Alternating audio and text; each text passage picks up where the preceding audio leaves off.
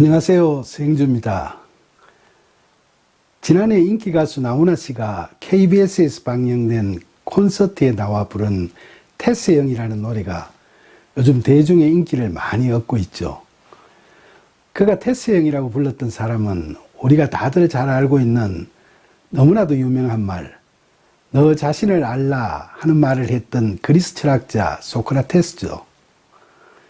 그런데 소크라테스가 그런 말을 하니까 듣던 사람 중에 누가 그럼 너는 너를 아느냐고 반문했는데, 그때 소크라테스가 나도 나를 모른다. 그러나 나는 내가 나를 모른다는 그 사실은 안다고 했다는 농담 같은 이야기도 있습니다. 사실 우리는 우리 자신이 뭘 하는지도 잘 모르고 습관적으로 뭔가에 홀린 듯이 이 세상을 바쁘게 살아가고 있습니다. 이렇게 살다 보면 어느 날 갑자기 내가 뭔지, 내가 뭘 위해 이렇게 살고 있는지 그것이 알고 싶어서 스스로를 되돌아보면서 묻게 되는 순간이 있죠. 그런데 그런 순간이 저에게는 암 수술을 하고 난 뒤 그날 밤 다가왔던 겁니다. 막상 그날 밤 고통 가운데서 저를 뒤돌아보니까 그동안 제 스스로는 그래도 어느 정도 제가 괜찮은 사람이라고 자부하고 살았는데, 회개 가운데서 본 저의 모습은 너무나 불쌍하고 처량하기까지 했었죠.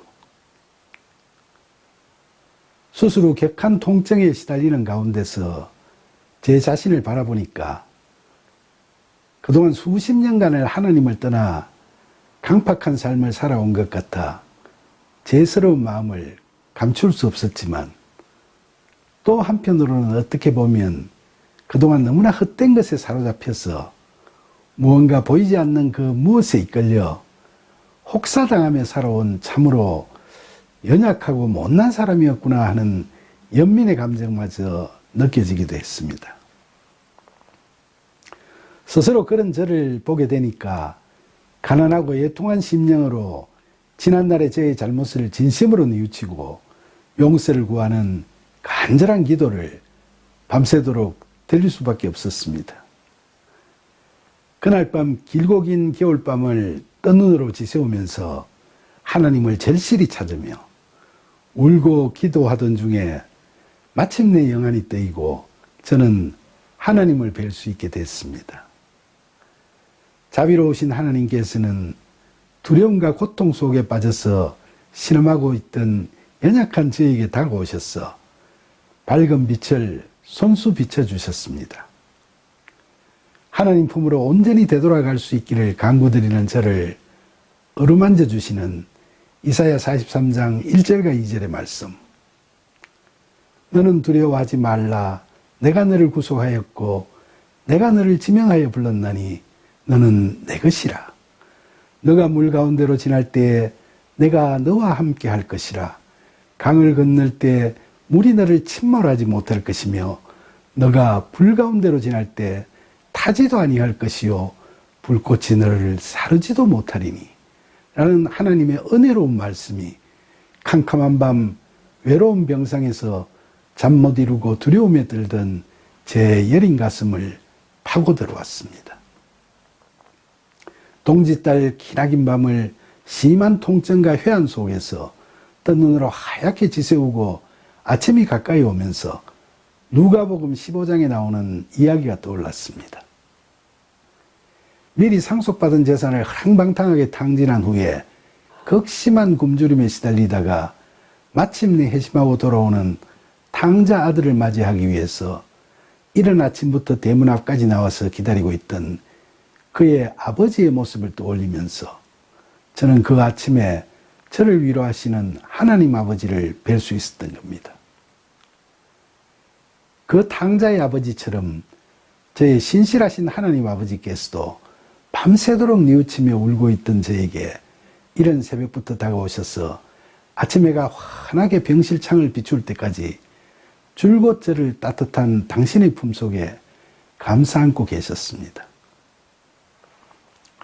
하나님께서는 저같이 못난 탕자를 용서하시고 그런 저를 다시 보게 되셨다고 기뻐하시면서 지난날의 죄를 회개하며 흐느끼고 있던 저의 연약한 어깨를 껴안으시고 이사야 41장 10절의 말씀처럼 두려워하지 말라 내가 너와 함께함이라 놀라지 말라 내가 너 하나님이 됨이라 내가 너를 굳세게 하리라 참으로 너를 도와주리라 참으로 나의 의로운 오른손으로 너를 붙들리라 라고 위로하셨습니다.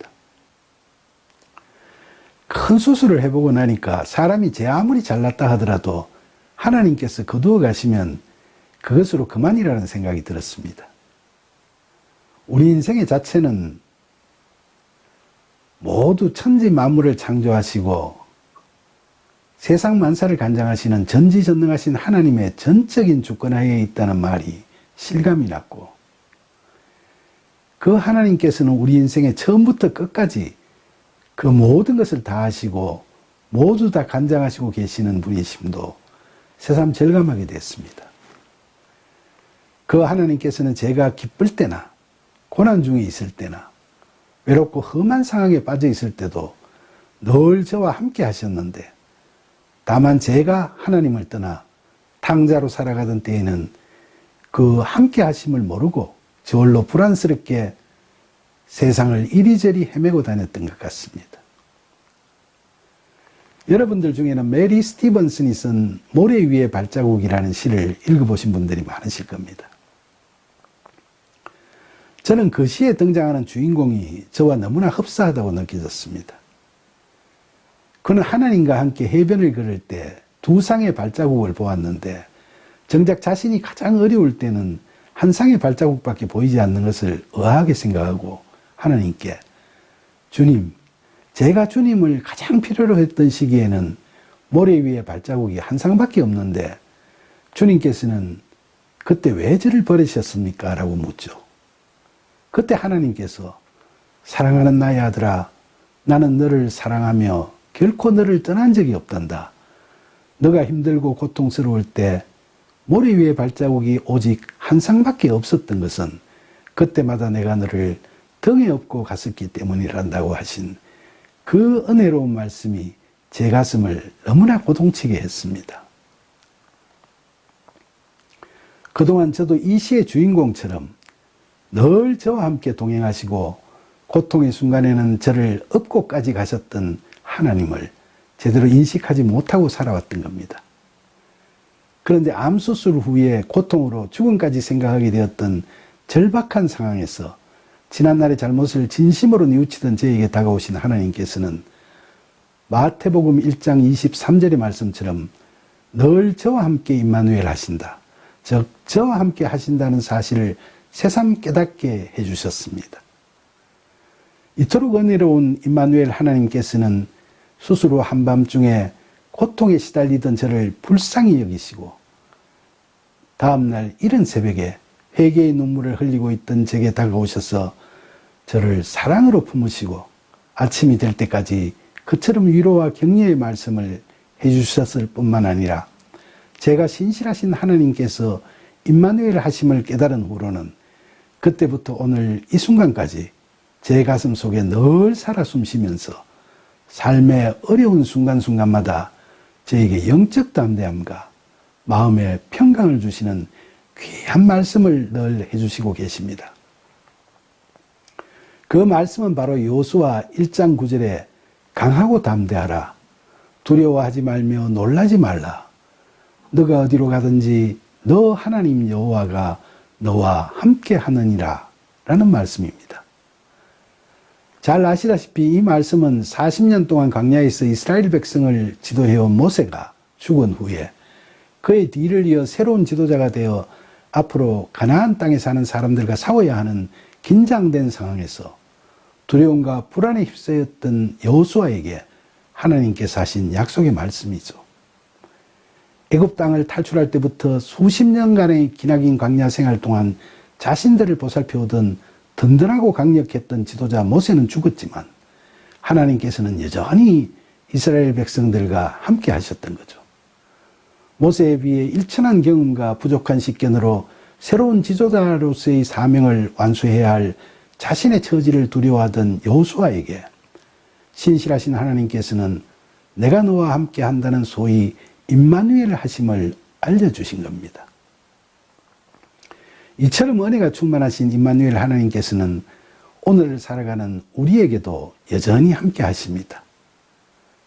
바로 그 임마누엘 하나님께서 그 고통의 밤에 저에게 그렇게 가까이 다가오셔서 저를 사랑으로 품으시고 두려워 떨고 있는 제 마음을 어루만지시고 힘주셨던 것도 크나큰 은혜였지만 그날 이후로는 그분께서 늘 저와 함께 하시는 까닭에 감히 저 같은 죄인이 그 은혜로운 하나님께 평온히 안겨서 그분을 사랑하는 제 마음을 언제든지 전해드릴 수 있게 되었다는 것이 얼마나 큰 축복인지 이루 말로 다 표현하기가 어려울 따름입니다.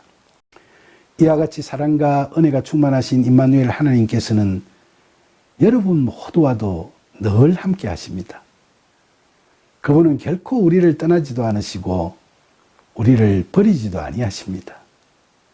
부디 이처럼 신실하신 임마누엘 하나님의 약속의 말씀을 믿고 순종하면서 그 은혜로운 약속이 우리의 것임을 증거하는 저와 여러분이 되기를 간절히 소망합니다. 감사합니다.